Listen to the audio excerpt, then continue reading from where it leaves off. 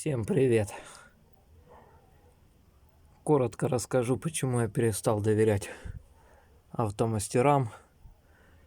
И начал делать все своими руками.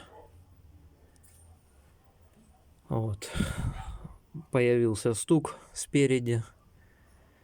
Раскрутился вот здесь болт на амортизаторе. Там он. Да, вот этот болт, он раскрутился. Вот он внутри. И был легкий стук такой. Работа несложная. Поддомкратил в эту точку. Выдавил. Рычаг опустился. Открутил 2 гайки. Вынул все. Вставил болт, новый, гайку закрутил. Вернул все на место. Все делал на полчаса. Пошел дальше. Это все, что осталось от муфты. Я не знаю, как она правильно называется. Короче, резина стоит между коробкой. Вот так. И карданом. Поменял. Новое. Все. 6 болтов, 6 гаек открутить не проблема. Да, немножко времени. Ну, теперь я знаю, что у меня тут стоит. И что у меня тут полный порядок. А почему за автомастеров завел разговор? Нужно было поменять вот такую несложную штуку. Да, привод спидометра. Попросил, до ребят заехал.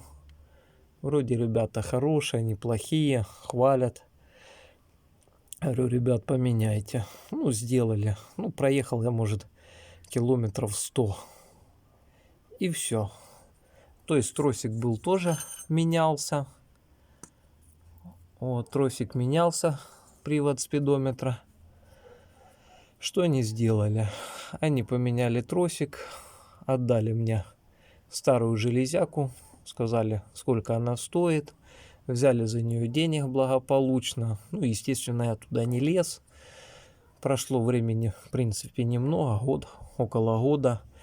Проездил я недолго, это железяка. Все, спидометр перестал работать. Так как-то я ездил, пока не полез сам сюда. Никто ничего тут не менял. Мне подсунули старую железяку, сам привод. Этот, видимо, какое-то время еще старенький крутился. И все. Благополучно за него взяли денег, и хлопцы на этом заработали. А я с уверенностью, что у меня стоит новая. Поэтому я перестал доверять автомастерам. Руки у меня не хуже, чем у них. Открутить гаечку. Эту гаечку. И вытянуть привод не проблема.